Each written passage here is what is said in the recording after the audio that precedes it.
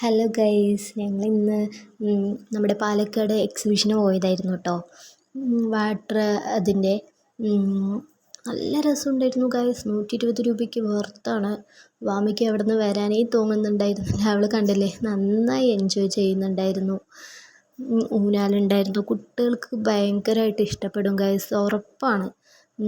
എന്താ പറയുക, ഇവിടെ വാമിയും ഏട്ടനും കണ്ടില്ലേ, ഒരേ എൻജോയിങ് ആണ്. അവളെ പൊക്കിയെടുത്തിട്ടും എല്ലാം ആയിട്ട്.